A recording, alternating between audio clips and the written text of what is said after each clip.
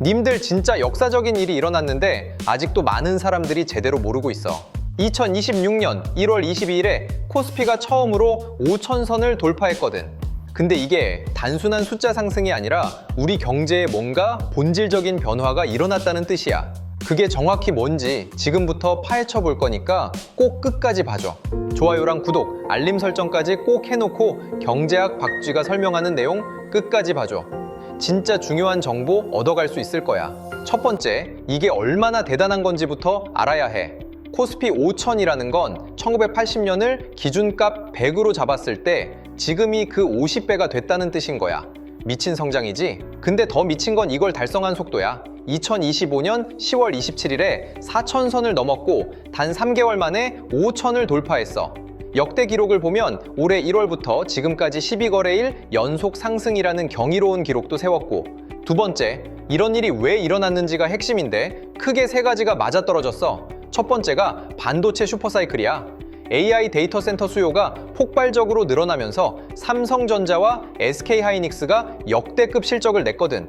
지난 2025년 반도체 업종은 159% 상승했어. 코스피가 75.6% 올랐는데 반도체만 뺀다면 46.3%밖에 안 올랐다니까 얼마나 지배적인지 알 수 있지. 두 번째가 정부 정책이야. 상법 개정으로 기업 지배 구조를 개선하고 밸류업 프로그램으로 주주 친화 정책을 강화했어. 이게 뭐냐면 그동안 한국 주식이 저평가되는 코리아 디스카운트라는 문제가 있었는데 제도를 개선해서 이걸 완화시킨 거야. 세 번째가 글로벌 유동성이야. 2026년 초에 지정학적 리스크들이 완화되면서 전 세계 투자자들이 위험 자산으로 돈을 몰아줬어. 그게 특히 한국에 집중됐다니까 얼마나 한국 시장이 주목받았는지 알 수 있어. JP모건 같은 글로벌 투자은행도 코스피가 올해 6,000까지 갈 수 있다고 전망할 정도야. 이제 우리 증시가 세계 시장에서 진짜 중요한 역할을 하고 있다는 뜻이거든. 세 번째, 그럼 이게 앞으로 계속될까? 증권가 의견을 보면 예상 범위가 3,900에서 5,500 정도거든. 낙관론이 우세한데 사실 리스크도 있어. 조정을 받을 수 있다는 뜻이야. 실제로 2월 초에 미국 증시 약세 영향으로 한 번 하락했거든.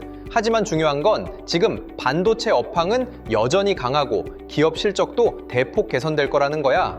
2026년 영업이익 428조 원, 순이익 310조 원으로 예상되는데 이건 전년 대비 40% 이상 증가하는 거거든.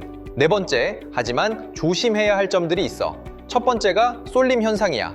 지수 상승의 대부분을 삼성전자, SK하이닉스 같은 초대 형주가 차지하고 있거든. 전체 시가총액의 38에서 40%가 이 두 회사에 집중돼 있어. 좋은 말로는 강하다는 뜻이지만 나쁜 말로는 위험하다는 뜻이기도 해. 두 번째가 밸류에이션 부담이야. 급등한 만큼 주가가 충분히 비싼 수준에 올라왔다는 거지. 일시적인 조정은 자연스러운 거야. 다섯 번째, 그럼 우리는 뭘 해야 할까? 첫 번째, 상반기에 집중하는 게 나을 것 같아. 증권가 전망을 보면 상반기는 밀기이고 하반기는 조정 가능성이 있다고 봐. 상반기에 외국인 수급과 정책 실적 모멘텀이 주가를 끌어올릴 가능성이 높거든. 두 번째, 반도체에만 올인하지 말고 다른 업종도 봐. 조선, 방산, 전력기기, AI 인프라 같은 업종도 점진적으로 확산하고 있거든. 이런 업종들이 충격 완화제 역할을 할 수 있어. 세 번째, 장기 관점에서 봐. 단순한 지수 상승에 취해서 무리하는 건 위험해. 이게 진짜 한국 경제의 구조적 변화인지 지켜봐야 해. 정부 정책과 기업 실적이 얼마나 오래 이어질 수 있는지가 핵심이야. 마지막으로 정리하자면 코스피 5천은 반도체 업황 호황, 정부 정책 지원, 글로벌 유동성이라는 세 가지가 맞아떨어진 결과야.